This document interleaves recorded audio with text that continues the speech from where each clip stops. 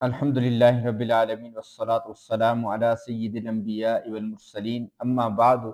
فاعوذ باللہ من الشیطان الرجیم بسم اللہ الرحمن الرحیم لی خمسۃ اطفی بہا حر الوباء الحاطمہ المصطفیٰ والمرتضی وابناہما وفاطمہ ثم الرضا عن ابی بکر وعن عمر وعن علی وعن عثمان ذی الکرم والآل والصحب ثم التابعین لهم اہل التقى والنقى والحلم والکرم۔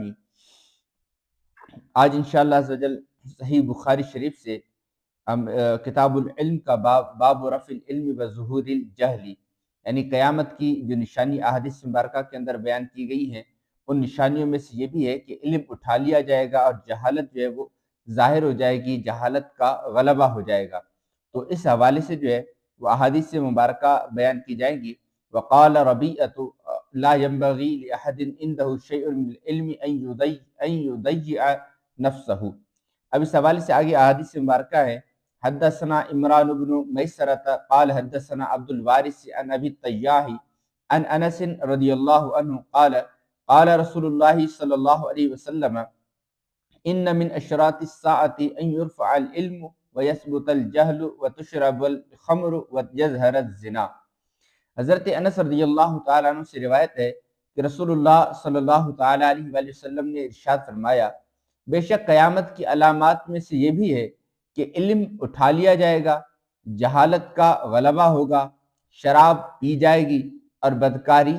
عام ہوگی۔ اس حدیث مبارکہ کے اندر قیامت کی 4 نشانیاں بیان کی گئی ہیں۔ ایک جہالت کا غلبہ ہونا، کھلے عام شراب کا پیا جانا، علم کا اٹھایا جانا اور بدکاری کا عام ہونا۔ کیونکہ دین و دنیا کی جو درستگی ہے وہ 5 چیزوں کے اوپر مبنی ہے: دین، عقل، نفس، نسب اور مال۔ جب تک یہ چیزیں جو ہے وہ سلامت ہیں تو دین و دنیا درست ہے۔ اب جو ہے جب علم کا خاتمہ ہوگا اور جہالت پھیلنے لگے گی تو اس سے دین کو نقصان ہوگا، شراب کی وجہ سے عقل اور مال کو نقصان ہوگا، زنا کی وجہ سے نسب اور مال تباہ و برباد ہوں گے۔ تو مذکور حدیث پاک میں قرب قیامت میں ان 4 چیزوں کے 4 خرابیوں کے عام ہونے کا ذکر کیا گیا ہے، تو جس سے واضح ہو جاتا ہے کہ اس وقت جو ہے وہ دین اور دنیا کے جو معاملات ہیں وہ کافی حد تک متاثر ہو جائیں گے۔ اور علم اٹھائے جانے کا یہ مطلب نہیں ہے کہ علم جو ہے وہ سینوں سے غائب ہو جائے گا، جس طرح کہ قرآن پاک کے بارے میں بیان کیا جاتا ہے، بلکہ اس سے مراد یہ ہے کہ اہل علم جو ہے وہ دنیا سے اٹھتے چلے جائیں گے، بڑے بڑے علماء جو ہیں وہ فوت ہو جائیں گے، وصال فرما جائیں گے، اور ان کی جگہ لینے والے اور علماء پیدا نہ ہوں گے۔ اور یہی صورتحال ہمارے سامنے ہے کہ اہل سنت کے بڑے جلیل القدر علماء جو اس دنیا سے اٹھتے جا رہے ہیں، لیکن ان کی جگہ لینے والوں کی تعداد بہت ہی کم ہے۔ اللہ تبارک و تعالی ہمیں علم دین حاصل کرنے کی توفیق عطا فرمائے۔ اگلی روایت ہے حدثنا مسدد قال حدثنا یحیی بن سعید عن شعبۃ عن قتادۃ عن انس قال لأحدثنكم حدیثا لا يحدثكم احد بعدی سمعت النبی صلی اللہ علیہ وسلم یقول ان من اشراط الساعة ان يقل العلم ويظهر الجهل ويظهر الزنا وتكثر النساء ويقل الرجال حتى يكون ل50 امرأة القیم الواحد۔ حضرت انس رضی اللہ تعالیٰ عنہ سے روایت ہے، وہ فرماتے ہیں کہ میں تمہیں ایک ایسی حدیث بیان کرتا ہوں کہ میرے بعد کوئی تمہیں یہ حدیث بیان نہیں کرے گا۔ میں نے رسول اللہ صلی اللہ تعالیٰ علیہ وآلہ وسلم کو فرماتے ہوئے سنا کہ آپ علیہ الصلوۃ والسلام نے ارشاد فرمایا، قیامت کی نشانیوں میں سے ہے کہ علم جو ہے وہ بہت تھوڑا رہ جائے گا، جہالت کا غلبہ ہوگا، جہالت ظاہر ہوگی، زنا عام ہوگا، عورتوں کی کثرت ہوگی اور مردوں کی کمی ہوگی، یہاں تک کہ ایک مرد کی کفالت کے اندر 50 عورتیں ہوں گی۔ اس حدیث مبارکہ کے اندر جو ہے وہ کچھ وہ علامات بھی بیان کی گئی ہیں جو پچھلی روایت کے اندر موجود تھی، اور کچھ علامات جو ہیں وہ اس کے علاوہ بیان کی گئی ہیں، جیسا کہ عورتوں کی کثرت کا ہونا اور مردوں کا کم ہونا۔ اب مردوں کا کم ہونا اس وجہ سے بھی ہو سکتا ہے کہ جیسے کہ جنگوں کا کثرت کے ساتھ ہونا۔ اب جنگ کے اندر جو ہے وہ مرنے والوں کی تعداد مردوں کی زیادہ ہوتی ہے بنسبت عورتوں کے، تو اب جنگوں کی وجہ سے مرد مر جائیں گے اور عورتیں باقی رہ جائیں گی، یا پھر آخری زمانے کے اندر مردوں کی پیدائش کم ہوگی، عورتوں کی پیدائش زیادہ ہوگی۔ اس طرح عورتوں کا جو ہے وہ عورتوں کی تعداد بڑھتی جائے گی۔ اور حقیقت یہ ہے دنیا کی کہ دنیا کے تمام تر کام جو ہیں ان کا انحصار تقریباً مردوں پر ہے، کہ اگر مرد جو ہے وہ نہ ہو تو پھر دنیا کا نظام جو ہے وہ درم برم ہو جائے گا۔ بالکل عورتیں جو ہے وہ کئی فیلڈوں کے اندر جو ہے کام کر سکتی ہیں، لیکن جس طرح ایک مرد ایک چیز کو پایا تکمیل تک پہنچا سکتا ہے، عورتیں اس کام کو اس حد تک، اس لیول تک، اس بہتری کے ساتھ ادا نہیں کر سکتی۔ تو اس وجہ سے جو پھر دنیا کے نظام کے اندر بھی خلل واقع ہوگا۔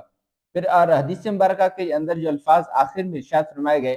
کہ عورتوں کی کثرت اتنی ہوگی کہ ایک مرد کی کفالت کے اندر 50 عورتیں ہوگی۔ یا تو یہ بالکل یہی ایکوریٹ عدد بیان کیا گیا کہ حقیقت کے اندر ہی ایسا ہوگا کہ ایک مرد جو ہے وہ اپنی بیوی، بیٹیاں، بہنیں، ماں اور دیگر محارم وغیرہ کی اتنی کفالت کرے گا کہ ان عورتوں کی تعداد 50 کے قریب ہوگی اور کفالت کرنے والے کی تعداد 1 ہوگی۔ یا پھر اس سے مراد بطور مبالغہ کے ہے کہ کثرت کے ساتھ عورتیں جو ہیں وہ ایک ایک مرد کی کفالت کے اندر ہوگی۔ آگے ہے باب فضل العلم، علم کی فضیلت کے حوالے سے۔ حدثنا سعید بن عفیر قال حدثني الليث قال حدثني عقيل عن ابن شهاب عن حمزة بن عبد الله بن عمر ان ابن عمر رضی اللہ عنہما قال سمعت رسول اللہ صلی اللہ علیہ وسلم يقول بينما انا نائم اتيت بقدح لبن فشربت حتى اني لارى الريح يخرج في اظفاري ثم اعطيت فضل عمر بن الخطاب رضی اللہ عنہ قالوا فما اولته یا رسول اللہ قال العلم۔ حضرت عبداللہ بن عمر رضی اللہ تعالیٰ عنہ فرماتے ہیں کہ میں نے رسول اللہ صلی اللہ تعالیٰ علیہ وآلہ وسلم کو فرماتے ہوئے سنا، ایک مرتبہ جب میں سو رہا تھا تو میرے پاس دودھ کا پیالہ لایا گیا۔ یہ نبی پاک علیہ السلام اپنا مبارک خواب بیان فرما رہے ہیں، یہاں تک کہ خوب سیر ہو کر نبی پاک علیہ السلام نے اسے پیا کہ اس کی تری جو ہے، گیلاپن جو ہے وہ اپنی انگلیوں سے نکلتا ہوا دیکھ رہا تھا۔ پھر میں نے وہ بچا ہوا دودھ جو فضل تھا، یعنی فضلی معنی ہے کہ بچا ہوا ہونا، وہ میں نے حضرت عمر بن خطاب رضی اللہ تعالیٰ عنہ کو عطا کیا۔ تو لوگوں نے عرض کی فما اولتہ یا رسول اللہ، یا رسول اللہ آپ اس کی کیا تعبیر بیان فرماتے ہیں، آپ اس کی کیا تعبیر بیان فرماتے ہیں؟ تو نبی پاک علیہ السلام نے ارشاد فرمایا علم۔ نبی پاک علیہ السلام نے دودھ کی تعبیر جو ہے وہ علم کے ساتھ کی ہے کہ دودھ اور علم کے اندر جو ہے نا وہ کئی اعتبارات سے مناسبت پائی جاتی ہے۔ ایک تو صورت کے اعتبار سے، جس طرح علم بھی صاف، دودھ بھی صاف، یا پھر یہ کہ جس طرح دودھ جو ہے اس کے اوپر بچوں کی زندگی کا انحصار ہوتا ہے، تو اسی طرح انسان کی جو قلبی زندگی ہے اس کا انحصار علم کے اوپر ہوتا ہے۔ اور دودھ جو ہے وہ جسمانی غذا ہے اور علم جو ہے وہ روحانی غذا ہے۔ دودھ انسان کی جسمانی صلاحیتوں کو درست رکھتا ہے، جبکہ علم جو ہے دنیا کی انسان کی دنیا اور آخرت کی درستگی کا سبب ہے۔ اور حضرت عمر فاروق اعظم رضی اللہ تعالی عنہ کو نبی پاک علیہ السلام نے اپنا جو ہے وہ بچا ہوا دودھ عطا فرمایا، اور اس کی تعویل جب پوچھی گئی، اس کی جب تعبیر پوچھی گئی تو نبی پاک علیہ السلام نے اس کو علم کے ساتھ تعبیر فرمایا کہ نبی پاک علیہ السلام کی مقدس بارگاہ سے حضرت عمر فاروق اعظم رضی اللہ تعالی عنہ کو علم حاصل ہوا ہے، کہ جس طرح حدیث مبارکہ بیان کی جاتی ہے انا مدینۃ العلم وعلی بابھا، تو اس کی بعض جگہ پر ایک مکمل حدیث بھی بیان کی گئی ہے کہ انا مدینۃ العلم و ابو بکر اساسها و عمر حیطانها و عثمان سقفها و علی بابھا او کما قال علیہ السلام، یا پھر جس طرح نبی پاک علیہ السلام کی اصل حدیث مبارکہ اصل الفاظ کے ساتھ ہے۔ تو جس طرح وہ بیان کی جاتی ہے کہ عمر میں علم کا شہر ہوں، اور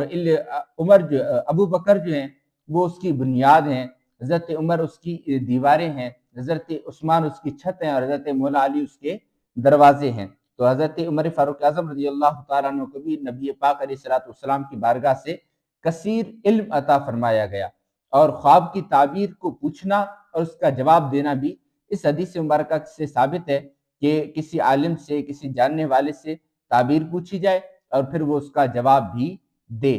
ہاں یہ ہے کہ کاہن جو ہیں وہ کاہنوں سے اس طرح کے سوالات وغیرہ کہ جن کے اندر مستقبل کی باتیں پوچھی جائیں وہ منع ہے، لیکن خواب کی تعبیر پوچھنا کی اجازت ہے۔ اور خواب کی تعبیر پوچھنے کے حوالے سے یہ بھی بیان کیا جاتا ہے کہ تعبیر اس سے پوچھی جائے کہ جس کو علم ہو، کیونکہ اگر کسی نے کسی سے خواب کی تعبیر پوچھی اور وہ بغیر علم کے اگر اس نے تعبیر بیان کر دی اور اس نے کوئی غلط تعبیر بیان کی تو پھر وہی ہوگا، کبھی امید ہے کہ وہی سرزد ہو کہ جو اس نے غلط تعبیر بیان کی ہے۔ تو تعبیر اسی سے پوچھی جائے کہ جس کو تعبیر کا علم ہو، اور جس سے پوچھی جائے تو وہ بھی اگر تعبیر کا علم ہو تو جواب دے، ورنہ پھر خاموش رہے۔ اگلا باب ہے باب الفتیہ وهو واقف علی ظہر الدابۃ او غیرہا۔ حدثنا اسماعیل قال حدثني مالك عن ابن شهاب عن عيسى بن طلحة بن عبيد الله عن عبد الله بن عمرو بن العاص رضي الله عنهما أن رسول الله صلى الله عليه وسلم وقف في حجة الوداع بمنى للناس يسألونه، فجاءه رجل فقال لم أشعر فحلقت قبل أن أذبح، قال اذبح ولا حرج، فجاء آخر فقال لم أشعر فنحرت قبل أن أرمي، قال ارمي ولا حرج، قال فما سئل النبي صلی اللہ علیہ وسلم عن شيء قدم ولا أخر الا قال افعل ولا حرج۔ حضرت سیدنا عبداللہ بن عمر بن عاص رضی اللہ تعالیٰ عنہ سے روایت ہے کہ بے شک رسول اللہ صلی اللہ تعالیٰ علیہ وآلہ وسلم جو ہے وہ منی میں لوگوں کے سوالات کرنے کی وجہ سے رک گئے۔ اتنے میں ایک شخص نے آ کر عرض کی کہ مجھے علم نہ تھا، مجھے شعور نہ تھا، اور میں نے قربانی سے پہلے حلق کروا لیا، اب کیا کروں؟ آپ علیہ الصلوۃ والسلام شاید فرمایا اب قربانی کر لو، کوئی حرج نہیں۔ پھر دوسرے نے آ کر کہا میں نے شعور نہ ہونے کی وجہ سے رمی کرنے سے پہلے قربانی کر لی، اس سے بھی آپ علیہ الصلوۃ والسلام نے یہی ارشاد فرمایا کہ اب رمی کر لو، کوئی حرج نہیں۔ پھر جس رکن کے متعلق بھی رسول اللہ صلی اللہ تعالیٰ علیہ وآلہ وسلم سے یہ سوال کیا گیا تو اس کو پہلے کر لیا انہوں نے یا پھر بعد میں کیا ہو، تو آپ صلی اللہ تعالیٰ علیہ وآلہ وسلم یہی فرماتے رہے کہ اب کر لو، کوئی حرج نہیں۔ تو اس حدیث مبارکہ کے اندر نبی پاک علیہ الصلوۃ والسلام کی خاص شفقت کا ذکر ہے کہ نبی پاک علیہ الصلوۃ والسلام خود جو ہے وہ اس وجہ سے ٹھہرے رہے کہ لوگ نبی پاک علیہ الصلوۃ والسلام سے حج کے امور کے متعلق سوالات کرتے رہے اور نبی پاک علیہ الصلوۃ والسلام ان کو جوابات دیتے رہے۔ تو ایک تو یہ ہو سکتا ہے کہ وہ سوال کرنے والے اعرابی ہوں، یعنی دیہاتی ہوں، کہ جن کو اس کا مکمل طور پر علم نہ تھا، اور علم نہ ہونے کی وجہ سے ان سے حج کے طریقے کے اندر تقدیم اور تاخیر جو ہے وہ سرزد ہوئی، اور پھر اس کے متعلق انہوں نے سوالات پوچھے۔ یا پھر یہ صحابہ کرام علیہم رضوان بھی ہو سکتے ہیں، کیونکہ ان کا نبی پاک علیہ الصلوۃ والسلام کے ساتھ پہلا حج تھا، تو اس وجہ سے وہ نبی پاک علیہ الصلوۃ والسلام سے اس حوالے سے سوالات کر رہے تھے۔ اور ویسے جو شرعی مسئلہ ہے وہ یہ ہے کہ رمی، قربانی اور حلق کے اندر ترتیب واجب ہے۔ حضرت ابن عباس اور دیگر صحابہ کرام سے مروی ہے کہ جس نے حج میں کسی چیز کو مقدم کیا یا مؤخر کیا تو اس پر اس کی وجہ سے دم لازم ہے۔ اور اس حدیث مبارکہ کے اندر جو نفی کی گئی کہ ولا لا حرج، کوئی حرج نہیں، تو اس سے مراد ہے کہ یہ بیان کی گئی ہے کہ یہاں پر گناہ کی نفی کی گئی ہے، کیونکہ اس زمانے کے اندر جو ہے وہ علم لوگوں نبی پاک علیہ الصلوۃ مسائل اتنے عام نہیں تھے، لوگوں کو اتنا پتہ نہیں تھا، اب نہ اس وجہ سے اگر کسی نے خلاف ترتیب کوئی کام کیا تو پھر اس کی وجہ سے وہ گناہ گار نہ ہوگا۔ اور یہ جو باب شروع میں بیان کا نام جو بیان کیا گیا وہ واقف علی ظہر الدابۃ، یہ جو ہے کہ جانور کی پیٹھ کے اوپر یا کسی اور جگہ پر وہ سوار ہو اور ان سے سوال اور جواب کیا جائے، فتویٰ پوچھا جائے اور مفتی اور عالم جو ہے اس کا مسئلہ بیان کریں، تو یہ اس کے متعلق بھی ہے کہ نبی پاک علیہ الصلوۃ والسلام جو ہے آپ نے سواری پر سوار ہو کر صحابہ کرام علیہم رضوان کو حج کے متعلق سوالات کے جوابات ارشاد فرمائے۔ اگلا باب ہے باب من اجاب الفتیہ باشارۃ الید والراس، کہ جنہوں نے جو ہے فتویٰ کا جواب دیا ہاتھ کے ذریعے سے یا پھر سر کے ذریعے سے، یعنی ہاتھ کے اشارے سے یا سر کے اشارے سے جو فتویٰ کا جواب ارشاد فرمایا۔ حدثنا موسیٰ بن اسماعیل قال حدثنا وہیب قال حدثنا ایوب عن اکرمۃ عن ابن عباس رضی اللہ عنہما ان النبی صلی اللہ علیہ وسلم سئل فی حجتہ فقال ذهبت قبل ان ارمی، قال فاومأ بیدہ قال ولا حرج، وقال حلقت قبل ان اذبح فاومأ بیدہ ولا حرج۔ حضرت سیدنا ابن عباس رضی اللہ تعالیٰ سے روایت ہے کہ بے شک نبی پاک علیہ الصلوۃ والسلام سے ان کے حج کے اندر سوال کیا گیا، تو کسی نے کہا کہ میں نے رمی سے پہلے ذبح کیا، تو نبی پاک علیہ الصلوۃ والسلام نے اپنے مبارک ہاتھ کے ذریعے سے اشارہ فرمایا کہ کوئی حرج نہیں، اور کسی نے جو ہے وہ کہا کہ میں نے ذبح کرنے سے پہلے، جانور کو ذبح کرنے سے پہلے، دم دینے سے پہلے جو میں نے وہ حلق کروا لیا، تو اس کے بھی نبی پاک علیہ الصلوۃ والسلام نے ہاتھ سے اشارہ فرمایا کہ کوئی حرج نہیں، جس طرح کے پیچھے حدیث مبارکہ کے اندر بیان کیا گیا کہ نبی پاک علیہ الصلوۃ والسلام نے اپنے مبارک الفاظ کے ذریعے سے جواب ارشاد فرمایا تھا۔ حدثنا المکی بن ابراہیم قال اخبرنا حنظلة عن سالم قال سمعت ابا هريرة عن النبي صلی اللہ علیہ وسلم قال يقبض العلم ويظهر الجهل والفتن ويكثر الحرج قيل یا رسول اللہ صلی اللہ علیہ وسلم وما الحرج فقال هكذا بيده فحرفها كأنه يريد القتل۔ حضرت سیدنا ابو ہریرہ رضی اللہ تعالیٰ عنہ سے روایت ہے کہ رسول اللہ صلی اللہ تعالیٰ علیہ وآلہ وسلم نے فرمایا علم اٹھا لیا جائے گا، جہالت اور فتنے پھیلیں گے اور حرج کی کثرت ہوگی۔ عرض کی گئی یا رسول اللہ صلی اللہ تعالیٰ علیہ وآلہ وسلم حرج سے کیا مراد ہے؟ تو آپ صلی اللہ تعالیٰ علیہ وآلہ وسلم نے اپنے ہاتھ سے ترچھا اشارہ فرمایا کہ اس کی مراد جو ہے وہ قتل تھی۔ اس حدیث پاک میں نبی پاک علیہ الصلوۃ والسلام نے قیامت کی کچھ نشانیاں بیان فرمایا، اس کے اندر پھر لفظ ارشاد فرمایا حرج، اور حرج جو ہے وہ حبشہ زبان کا لفظ ہے، تو اس وجہ سے صحابہ کرام علیہم رضوان نے دریافت کر لیا کہ حرج کا کیا مطلب ہے۔ نبی پاک علیہ الصلوۃ والسلام نے ہاتھ کے اشارے کے ذریعے سے جواب ارشاد فرمایا کہ حرج سے مراد قتل ہے۔ تو اس باب کا بیان کرنے کا یہی مقصد ہے کہ اشارے کے ذریعے سے بھی سوال کا جواب دینا درست ہے۔ اگلی حدیث مبارکہ بھی اسی طرح ہے۔ حدثنا موسیٰ بن اسماعیل قال حدثنا وہیب قال حدثنا ہشام عن فاطمة عن اسماء رضی اللہ تعالی عنہ قالت اتیت عائشة وهي تصلی فقلت ما شأن الناس فاشارت الى السماء فاذا الناس قیام فقالت سبحان اللہ قلت آیة فاشارت برأسها ای نعم فقمت حتى علاني الغشی فجعلت اصب على رأس الماء۔ حضرت اسماء بنت ابوبکر صدیق رضی اللہ تعالیٰ عنہ فرماتی ہیں کہ میں حضرت اماں عائشہ صدیقہ رضی اللہ تعالیٰ عنہ کے پاس آئی جبکہ وہ نماز پڑھ رہی تھی۔ میں نے کہا لوگوں کو کیا ہوا ہے، لوگوں کا کیا معاملہ ہے؟ تو انہوں نے جو ہے وہ آسمان کی طرف اشارہ کیا کہ سورج گرہن ہوا ہے۔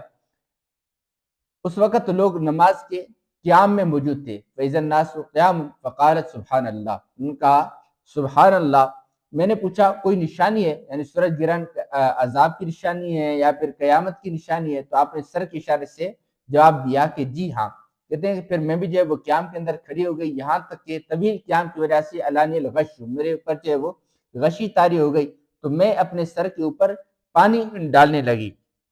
اب یہاں پر تھوڑی وضاحت کر دیتا ہوں کہ یہاں پر جو ہے وہ طویل قیام کی وجہ سے ان کے اوپر اور گرمی کی شدت کی وجہ سے غشی طاری ہوئی، اور انہیں جو اپنے سر کے اوپر پانی ڈالا تو یہ پانی ڈالنا جو ہے وہ عمل قلیل کے ذریعے سے تھا، کیونکہ اگر نماز کے درمیان کوئی عمل کثیر کیا جائے کہ جس سے دور سے دیکھنے والے کو لگے کہ یہ بندہ نماز میں نہیں ہے، تو پھر نماز کے مفسدات میں سے عمل کثیر آتا ہے۔ تو یہ جو عمل قلیل کے ذریعے سے کیا گیا، اور یہاں پر فرمایا گیا کہ غشی، تو صرف غشی کے طاری ہونے کی وجہ سے، یعنی ایسی غشی کی جس کی وجہ سے غفلت لازم نہ آ جائے، بے ہوشی طاری نہ ہو جائے، تو اس سے وضو نہیں ٹوٹتا۔ جب وضو نہیں ٹوٹے گا تو نماز بھی جاری رہے گی۔ فحمد اللہ النبی صلی اللہ علیہ وسلم واثنى علیہ ثم قال ما من شيء لم اكن اريته الا رايته في مقام هذا حتى الجنة والنار فاوحي الي انكم تفتنون في قبوركم مثل او قريبا لا ادري اي ذلك قالت اسماء من فتنة المسیح الدجال۔ تو نبی پاک علیہ الصلوۃ والسلام نے اللہ تبارک و تعالیٰ کی حمد بیان کی، اس کی ثنا بیان کی، پھر کہا فرمایا کہ کوئی چیز ایسی نہیں ہے کہ جس کو میں نے نہیں دیکھا، مجھے نہیں دکھایا گیا، مگر یہ کہ مجھے اس مقام پر وہ چیز دکھا دی گئی یا میں نے دیکھ لی، یہاں تک کہ جنت اور دوزخ کو بھی، اور مجھے وحی کی گئی کہ بے شک تمہیں قبروں کے اندر مبتلا، فتنے کے اندر مبتلا کیا جائے گا، آزمائش کے اندر مبتلا کیا جائے گا، اور وہ جو ہے وہ آزمائش اس مثل ہوگی یا پھر قریب ہوگی اس فتنے کے کہ جو مسیح دجال کا فتنہ ہے۔ یقال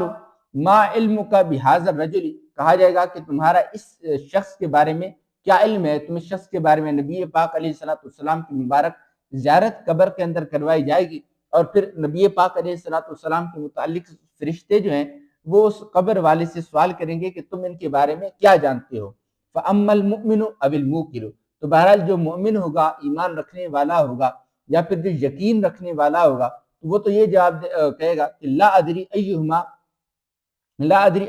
قالت اسماء فیقول ہوا محمد ہوا رسول اللہ صلی اللہ علیہ وسلم جاءنا بالبینات والہدى فاجبناہ واتبعناہ ہوا محمد ثلاثا فیقال نم صالحا قد علمنا ان كنت لموقنا به ان كنت لموقنا به. فرماتے ہیں تو ایمان والا ہوگا تو وہ یہ جواب دے گا کہ یہ تو حضرت محمد مصطفیٰ صلی اللہ تعالیٰ علیہ وسلم میں اللہ پاک کے رسول ہیں جو ہمارے پاس واضح معجزات اور ہدایت لے کر تشریف لائے، جس سے ہم نے عجب نہ ہو، ہم نے اس کو قبول کیا اور نبی پاک علیہ السلام کی پیروی کی. یہ تو حضرت محمد مصطفیٰ صلی اللہ علیہ وسلم ہے اور وہ یہ 3 بار کہیں گا. بس اسے کہا جائے گا کہ آرام سے سو جا، ہم پہلے ہی جانتے تھے کہ تو ان پر یقین رکھتا ہے. موقناً ایقان سے ہے، ایقان کا معنی ہوتا ہے یقین رکھنا. اور بہرحال جو منافق ہوگا یا پھر مرتاب یعنی شک کرنے والا، مرتاب جو ہے وہ ریبن سے بنا ہے، جس طرح آیت مبارکہ ہے لا ریب فی، تو لا ریب کا معنی ہوتا ہے شک، تو مرتاب جو ہے وہ اسی سے بنا ہے اور اس میں فاعل بنے گا تو مرتاب یعنی شک کرنے والا. تو بہرحال اگر وہ قبر والا بندہ شک کرنے والا یا پھر منافق ہوگا تو وہ کہے گا لا ادری ای ذالک قالت اسماء فیقول لا ادری سمعت الناس یقولون شیئا فقلت، تو وہ کہے گا کہ میں ان کے بارے میں نہیں جانتا، میں نے تو لوگوں کو سنا کہ وہ ان کے بارے میں کوئی چیز کہتے تھے تو پھر میں بھی کہتا تھا. اس حدیث پاک میں اور دوسری حدیث پاک میں بات معلوم ہوئی کہ قبر میں مسلمانوں کا امتحان یوں ہوگا کہ ان سے 3 سوالات کیے جائیں گے. اور سب سے پہلا یہ جس بیان کیا جاتا ہے کہ ما دین من ربک کا، تمہارا رب کون ہے، ما دینو کا، تمہارا دین کیا ہے. اور تیسرا جو ہے وہ سوال نبی پاک علیہ السلام کے متعلق کیا جائے گا کہ نبی پاک علیہ السلام کے حوالے سے کہ یہ کون ہے. اور یہ بھی بیان کیا گیا کہ نبی پاک علیہ السلام کو اللہ تبارک کو جنت اور دوزخ بھی دکھا دی گئی. اور جب نبی پاک علیہ السلام کو جنت اور دوزخ دکھا دی گئی تو اس سے ثابت ہوتا ہے کہ نبی پاک کے جنت اور دوزخ جو ہیں وہ پیدا ہو چکے ہیں. بعض یہ کہتے ہیں کہ بعد میں بنائے جائیں گے، قیامت میں بنائے جائیں گے، لیکن اہل سنت کا یہی عقیدہ ہے کہ جنت اور دوزخ جو ہیں وہ پیدا ہو چکی ہیں اور موجود ہیں. اور عذاب قبر جو ہے وہ بھی حق ہے، اسی طرح قبر میں انعامات کا ہونا بھی جو ہے وہ حق اور ثابت ہے. اور سورج گرہن کی نماز سنت مؤکدہ ہے اور جماعت سے پڑھنا مستحب ہے. اور یہ بھی اس سے ثابت ہوا کہ جس طرح ہم نے بیان کیا کہ صرف غشی طاری ہوئی تو صرف غشی طاری ہو اور عقل و حواس کے اوپر کوئی اثر نہ ہو تو پھر وضو نہیں ٹوٹتا.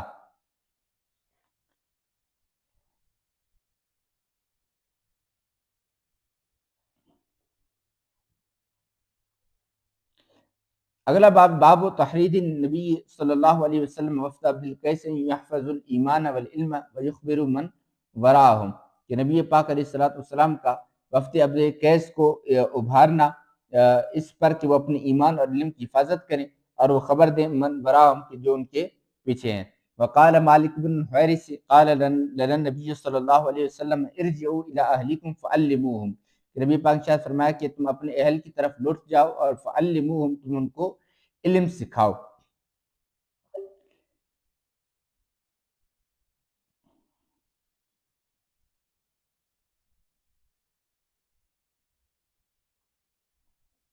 حدثنا محمد بن بشار قال حدثنا غندر قال حدثنا شعبۃ عن ابی جمرۃ قال كنت اترجم بین ابن عباس و بین الناس فقال ان وفد عبد القیس اتوا النبی صلی اللہ علیہ وسلم فقال من الوفد او من القوم قالوا ربیعۃ قال مرحبا بالقوم او بالوفد غیر خزایا ولا ندایا ولا ندامی قالوا انا ناتیک من شقۃ بعیدۃ وبیننا وبینک هذا الحی من کفار مدر ولا نستطيع ان ناتيك الا في شهر حرام فمرنا بامر نخبر به من وراءنا وندخل به الجنه فامرهم باربع ونهاهم عن اربع. یہ حدیث مبارک ہم نے پہلے بھی پڑھی ہے کہ حضرت عبد قیس کا وفد جو ہے نبی پاک علیہ السلام کی بارگاہ میں حاضر ہوا اور انہوں نے یہ عرض کی کہ ہمارے اور آپ کے درمیان مضر کفار کا جو قبیلہ ہے وہ حائل ہے کہ جس کی وجہ سے ہم نبی پاک آپ کی بارگاہ میں صرف اور صرف اشہر حرام یعنی حرمت والے مہینوں کے اندر ہی ہم نبی آپ کی بارگاہ میں حاضر ہو سکتے ہیں، ان کے علاوہ ہم آپ کی بارگاہ میں حاضر نہیں ہو سکتے۔ تو آپ ہمیں اسی 4 چیزوں کا حکم ارشاد فرما دیں اور 4 چیزوں سے منع فرما دیں۔ تو نبی پاک علیہ السلام نے پھر ان کی رہنمائی فرمائی، امرہم بالایمان باللہ وحدہ، نبی پاک علیہ السلام نے ان کو صرف اور صرف اللہ تبارک و تعالیٰ پر ایمان لانے کا حکم ارشاد فرمایا۔ قال هل تدرون ما الایمان باللہ وحدہ، پھر ان سے فرمایا کہ کیا تم جانتے ہو کہ ایک اللہ تبارک و تعالیٰ پر ایمان لانا کیا ہے؟ قالوا اللہ ورسول عالم، انہوں نے عرض کی کہ اللہ اور اس کا رسول بہتر جانتے ہیں۔ قال شہادت اللہ الہ الا اللہ وان محمد رسول اللہ صلی اللہ علیہ وسلم، اس بات کی گواہی دینا کہ اللہ کے سوا کوئی عبادت کے لائق نہیں، حضرت محمد مصطفیٰ صلی اللہ تعالی علیہ وسلم اللہ کے رسول ہیں۔ نماز کو قائم کرنا، زکوٰۃ ادا کرنا، رمضان کے روزے رکھنا، وطاعت الخمس من المغنم، تم مال غنیمت میں سے خمس ادا کرو گے۔ ونہاہم عن الدباء والحنطم والمزفت، قال شعبۃ وربما قال النقیر وربما قال المقیر، قال احفظوہ واخبروہ من وراءکم۔ نبی پاک علیہ السلام نے ان کو 4 برتن کو استعمال کرنے سے، دبا، حنطم اور مزفت، یا پھر اور بعض کہتے ہیں، بعض ابو جمرہ جو ہیں وہ کہتے ہیں کہ نقیر کا لفظ ارشاد فرمایا یا پھر مقیر کا لفظ استعمال فرمایا کہ، اور یہ مقیر کا لفظ ہے مزفت کی جگہ پر، تو یہ جو ہیں اس طرح کے برتن تھے کہ جن کے اندر شراب پی جاتی تھی، تو ان کے استعمال سے بھی نبی پاک علیہ السلام نے منع فرمایا اور ارشاد فرمایا احفظوہ، ان کو یاد کر لو، اور جو تمہارے پیچھے ہیں، جو تمہارے اہل و عیال پیچھے گھر کے اندر موجود ہیں، ان تک یہ خبر پہنچا دو، ان کو اس بات کی خبر پہنچا دو، کیونکہ وہ جو لوگ جو ہیں وہ نئے اسلام قبول کیا تھا اور اسلام میں آنے کی وجہ سے انہوں نے شراب کو چھوڑا تھا، تو پھر اب یہ خدشہ کہ کہیں وہ دوبارہ سے شراب میں نہ پڑ جائیں، تو ان کو شراب کے لیے استعمال ہونے والے برتنوں کو استعمال کرنے سے بھی منع فرما دیا گیا، تاکہ وہ شراب سے یکسر جو ہے وہ چھوٹ جائے، کہیں ایسا نہ ہو کہ ان کے برتن استعمال کرنے کی وجہ سے وہ دوبارہ شراب کو استعمال کرنے کے اندر پڑ جائیں۔ اگلا باب ہے باب الرحلت فی المسئلۃ النازلۃ، کہ کسی جو ہے وہ مسئلے کو، ناگہاں آنے والے مسئلے کو بارے میں سوال کرنے کے لیے، حاضر ہونے کے لیے سفر کرنا۔ حدثنا محمد بن مقاتل ابو الحسن قال اخبرنا عبد الله قال اخبرنا عمر بن سعيد بن ابي حسين قال حدثني عبد الله بن ابي مليكة ان عقبة بن الحارث انه تزوج ابنة لابي ايهاب بن عزيز فاتته امرأة فقالت اني قد ارضعت عقبة والتي تزوج بها، فقال له عقبة ما اعلم انك ارضعتني ولا اخبرتني۔ حضرت سیدنا عقبہ بن حارث سے روایت ہے کہ بے شک انہوں نے ابی ایہاب بن عزیز کی بیٹی سے نکاح کیا، تو ایک عورت آئی، اس نے کہا کہ بے شک میں نے تمہیں یعنی عقبہ کو اور ان کی بیوی کو دودھ پلایا ہے۔ تو حضرت عقبہ نے ان سے کہا کہ نہ تو میں یہ جانتا ہوں کہ تم نے مجھے دودھ پلایا ہے اور نہ ہی تم نے مجھے اس کے بارے میں خبر دی ہے۔ فرکب الی رسول اللہ صلی اللہ علیہ وسلم بالمدینۃ فسألہ، تو حضرت عقبہ جو ہیں وہ سوار ہوئے مدینہ منورہ کی طرف تاکہ وہ نبی پاک علیہ السلام سے حوالے سے سوال کریں۔ فقال رسول اللہ صلی اللہ علیہ وسلم کیف وقد قیل، کہ اب تم ان کو اپنے پاس کیسے رکھ سکتے ہو حالانکہ یہ بات کہہ دی گئی ہے۔ ففارقها عقبہ، تو حضرت عقبہ نے جو اپنی بیوی سے جدائی کو اختیار کیا، طلاق دے دی۔ ونکحت زوجا غیرہ، اور انہوں نے حضرت عقبہ کے علاوہ کسی اور شخص کے ساتھ نکاح کر لیا۔ تو یہ باب جو ہے چونکہ اس حوالے سے ہے کہ سوال کا جواب حاصل کرنے کے لیے کوئی سفر کرے، تو یہ جو ہے اس حوالے سے کہ حضرت عقبہ نے بھی اس مسئلے کو معلوم کرنے کے لیے نبی پاک علیہ السلام کی طرف مدینہ منورہ کی طرف سفر کیا، اور چونکہ جو ہے یہ نکاح حلت اور حرمت کا مسئلہ تھا، تو حضرت عقبہ رضی اللہ تعالیٰ عنہ نبی پاک کی بارگاہ میں حاضر، اور نبی پاک علیہ السلام نے ارشاد فرمایا کیف وقد قیل، حالانکہ اس سے پہلے انہوں نے اپنے اہل خانہ سے اس کے بارے میں دریافت کیا، لیکن ان کو اس کا کچھ علم نہ تھا، تو وہ نبی پاک علیہ الصلوۃ والسلام کی بارگاہ میں حاضر ہوئے، اور نبی پاک فرمایا کیفا وقد قیل، کہ اب تم انہیں اپنے ساتھ کیسے رکھ سکتے ہو، حالانکہ یہ بات کہہ دی گئی ہے کہ تم دونوں جو ہے وہ رضائی بھائی بہن ہو۔ حالانکہ رضاعت کے ثابت ہونے کے لیے دو مردوں کی گواہی ضروری ہے، یا پھر ایک مرد اور دو عورتوں کی گواہی ضروری ہے، کہ اس کے بغیر جو ہے وہ رضاعت ثابت نہیں ہو سکتی۔ لیکن چونکہ یہ حلت اور حرمت کا مسئلہ ہے، تو اس کے اندر جو ہے وہ کمال درجے کی، حد درجے کی احتیاط ضروری ہے۔ تو افضل یہ ہے کہ اگر کوئی ایک عورت بھی جو ہے اس بات کی گواہی دے دیتی ہے تو پھر اس کا یقین کیا جائے، اعتبار کیا جائے، اور ایک شبے والے نکاح سے بچا جائے، وگرنہ صرف ایک عورت کی گواہی سے جو ہے وہ حرمت ثابت نہیں ہوتی۔ اس حرمت کے لیے بھی وہی نصاب درکار ہے کہ کم سے کم دو مرد اور ایک مرد اور دو عورتوں کی گواہی ہو، پھر جو ہے وہ رضاعت ثابت ہوتی ہے، وگرنہ رضاعت ثابت نہیں ہوتی۔ اگلا باب ہے باب التناوب فی العلم۔ حدثنا ابو الیمانی قال اخبرنا شعیب عن الزہری قال وقال ابن وهب اخبرنا یونس عن ابن شہاب عن عبید اللہ بن عبد اللہ بن ابی ثور عن عبد اللہ بن عباس عن عمر رضی اللہ تعالی عنہم قال كنت انا وجار لی من الانصار فی بنی امیہ بن زید وهي من اوائل المدینہ وكنا نتناوب نزول على رسول الله صلى الله عليه وسلم ينزل يوما وانزل يوما فاذا نزلت جئته بخبر ذلك اليوم من الوحي وغيره فاذا نزل فعل مثل ذلك۔ حضرت عمر رضی اللہ تعالیٰ سے روایت فرماتے ہیں کہ میں اور میرا ایک پڑوسی انصار میں سے جو بنی امیہ بن زید کی زمینوں پر تھے، اور یہ جو ہے وہ مدینہ منورہ کے اوالی یعنی کہ آس پاس کی جگہ ہے، اور ہم جو نبی پاک علیہ الصلوۃ والسلام کی بارگاہ میں حاضر ہوتے تھے نتناوب، کہ ہم جو ہے وہ نوبتن سے بنا ہے، نوبتن کا معنی ہوتا ہے باری ہونا، یعنی باری باری ہم نبی پاک علیہ الصلوۃ والسلام کی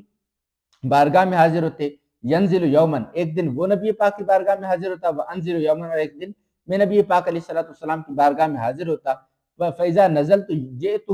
جب میں حاضر ہوتا تو پھر میں آتا اور ان کو اس دن کی وحی اور اس کے علاوہ کے واقعات کی خبر دیتا، اور جب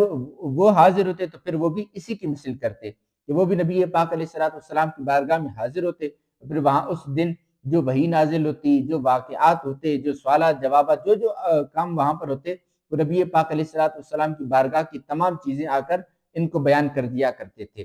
فنزل صاحب الانصاری یوم نوبتہ فضرب بابی ضربا شدیدا، تو میرے جو انصاری ساتھی ہیں وہ اپنی باری کے دن نبی پاک علیہ الصلوۃ والسلام کی بارگاہ میں حاضر ہوئے۔ تو نزل کا ہمارے یہاں پر نبی پاک کی بارگاہ میں حاضر ہونا، تو فضرب بابی، تو اس دن جو ہے وہ واپس آ کر میرے دروازے کو کھٹکھٹانے لگے، ضربا شدیدا، بڑی زور سے۔ فقال اسمہ ہوا، کہنے کیا وہ حضرت عمر فاروق اعظم گھر پر ہی ہیں؟ ففزعت، تو میں جو خوفزدہ ہوا۔ فخرجت الیہ، میں ان کی طرف نکلا۔ فقال قد حدث امر عظیم، تو وہ کہنے لگے کہ آج بڑا معاملہ ہو گیا ہے۔ فدخلت علی، حالانکہ اس وقت جو ہے وہ غسان کے بادشاہ کے حملے کی خبریں بھی جو گردش کر رہی تھی، تو حضرت عمر فاروق اعظم رضی اللہ تعالیٰ عنہ کو پہلی پہل یہ لگا کہ شاید شاہ غسان نے جو ہے وہ حملہ کر دیا ہے، لیکن جب یہ معاملہ نہ تھا تو پھر آپ جو ہے حضرت بی بی حفصہ کی پاس آئے، تشریف لائے، تو فیضا ہی تب کی، تو وہ جو ہے وہ رو رہی تھی، اور حضرت بی بی حفصہ رضی اللہ تعالیٰ عنہ جو ہے وہ ام المؤمنین ہے، نبی پاک علیہ الصلوۃ والسلام کی مبارک زوجہ، اور حضرت عمر فاروق اعظم رضی اللہ تعالیٰ عنہ کی دختر نیک اختر، یعنی آپ کی بیٹی ہیں۔ تو آپ ان کے پاس آئے اور اس حال میں کہ وہ رو رہی تھی۔ فقلت، تو حضرت عمر فاروق اعظم فرماتے میں نے ان سے کہا اطلقکن رسول اللہ صلی اللہ علیہ وسلم؟ قالت لا ادری، کہ کیا نبی پاک علیہ الصلوۃ والسلام نے آپ سب کو یعنی ازواج مطہرات کو طلاق دے دی ہے؟ تو انہوں نے کہا کہ میں نہیں جانتی۔ ثم دخلت علی النبی صلی اللہ علیہ وسلم فقلت وانا قائم اطلقت نساءک، تو فرماتے ہیں پھر میں نے نبی پاک علیہ الصلوۃ والسلام کی بارگاہ میں حاضر ہوا اور میں نے عرض کی اس حال میں کہ میں کھڑا ہی تھا کہ کیا آپ نے اپنی ازواج مطہرات کو طلاق دے دی ہے؟ تو آپ نے شاید فرمایا کہ نہیں۔ فقلت اللہ اکبر، تو میں نے کہا اللہ اکبر۔ تو یہ جو ہے حضرت سیدنا عمر فاروق اعظم رضی اللہ تعالیٰ عنہ اور ان کے انصاری ساتھی جو ہے وہ ان کے علم دین سیکھنے کے جذبے کا ذکر ہے اس کے اندر، کہ اتنا جذبہ تھا کہ ایک دن جو ہے وہ حضرت عمر فاروق اعظم رضی اللہ تعالیٰ عنہ امور خانہ داری کو سر انجام دیتے، اور وہ دوسرے صحابی جو نبی پاک علیہ الصلوۃ والسلام کی بارگاہ میں حاضر ہوتے اور وہاں کے واقعات کو اور نبی پاک علیہ الصلوۃ والسلام سے ملنے والے علم کو آ کر حضرت عمر فاروق اعظم رضی اللہ تعالیٰ عنہ کے سامنے بیان کر دیتے، تاکہ امور خانہ داری بھی جو ہے اس کے اندر بھی خلل نہ پڑے، ایک دن وہ سر انجام دے ایک دن وہ سر انجام دے، کہ نبی پاک علیہ الصلوۃ والسلام نے ان کو ہجرت مدینہ کے میں جو ہے اپنا ایک دوسرے کا بھائی بھائی بنا دیا تھا، تو وہ ساتھ تھے اور وہ ایک دوسرے کو ایک دن وہ حاضر ہوتے ایک دن وہ حاضر ہوتے، نبی پاک علیہ الصلوۃ والسلام کی مبارک بارگاہ کے روز کے احوال اور روز کا علم جو ہے وہ دونوں حاصل کیا کرتے تھے۔ تو یہ جو ہے وہ ان کے علم دین سیکھنے کا جذبہ ہے۔ اللہ تبارک و تعالی ہمیں بھی جو ہے وہ نبی پاک علیہ الصلوۃ والسلام کے ان پیارے صحابہ کرام علیہم رضوان کے صدقے میں علم دین سیکھنے کا شوق، ذوق اور جذبہ نصیب فرمائے۔ کہ اسی طرح حضرت عبد الرحمن جو ہیں وہ اپنے والد ابو حاتم رازی سے بھی مسائل سیکھا کرتے تھے، یہاں تک کہ وہ کہتے ہیں کہ جب میرے والد کھانا کھا رہے ہوتے تو میں ان کے پاس پڑھنے کے لیے بیٹھ جاتا، جب وہ چل رہے ہوتے تو تب بھی وہ اپنے والد سے علم حاصل کرتے، یہاں تک کہ جب ان کے والد بیت الخلاء جا رہے ہوتے تھے تو اس رستے کے اندر بھی وہ اپنے والد سے جو ہے وہ پڑھتے رہتے تھے۔ فرماتے ہیں یہاں تک کہ جب ان کے والد جو ہے وہ حالت نزع کے اندر تھے، سکرات کے عالم تھے، تو اس وقت بھی ان سے مسئلہ پوچھا کہ کیا حضرت عقبہ بن عبد الغافر جو صحابی ہیں، تو انہوں نے لڑکھڑاتی زبان سے کہا کہ نہیں، کہ وہ صحابی نہیں ہے، یعنی کہ آخری حد تک آخری لمحے بھی جو ہے وہ اپنے والد سے علم حاصل کرتے رہے، اور والد بھی جو ہیں انہوں نے بھی سکھانے کے اندر کوئی بخل سے کام نہیں لیا، بلکہ وقت نزع اور سکرات کے وقت بھی جو ہے وہ انہوں نے علم کو سکھانے کو ترجیح دی۔ تو ہمیں بھی اللہ تبارک و تعالی علم دین سیکھنے کی توفیق عطا فرمائے۔ اگلا باب ہے باب الغضب فی الموعظۃ والتعلیم اذا رأى ما یکرہ۔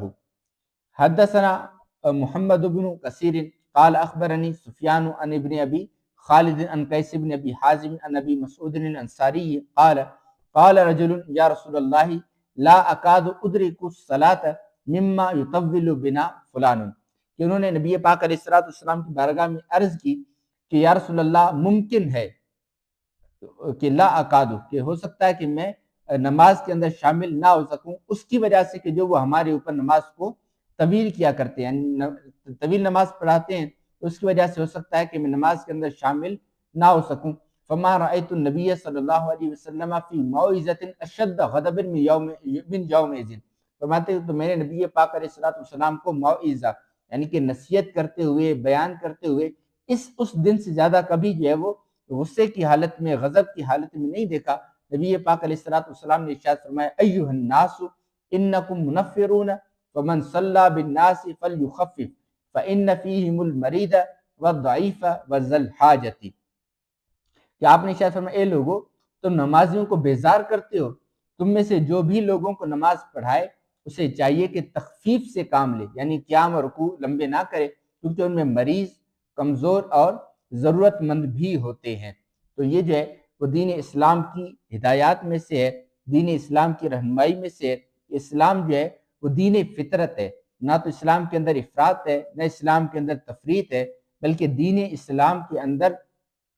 کئی چیزوں کا خیال رکھا گیا ہے۔ ایک تو حقوق اللہ کا بھی خیال ہے اور حقوق العباد کا بھی خیال رکھا گیا ہے، کہ جو امام ہو تو پھر اسے چاہیے کہ اپنے مقتدیوں کے لیے آسانی کرے، ان کے لیے اچھا برتاؤ رکھے، اگر جو ہے وہ لمبی قرات کی وجہ سے ان کو تکلیف ہوتی ہے تو پھر خفیف قرات کرے۔ ہاں اگر تمام مقتدی جو ہے اس بات کے اوپر جمع ہو جاتے ہیں، اجماع کر لیتے ہیں کہ بھائی امام صاحب جو ہے وہ لمبی قرات کریں تو پھر وہ لمبی قرات کریں، اس کے اندر کوئی حرج نہیں ہے۔ لیکن جب تک پتہ ہے کہ ہر عمر کے لوگ جو ہے وہ میرے ساتھ نماز کے اندر شامل ہیں تو ان تمام کا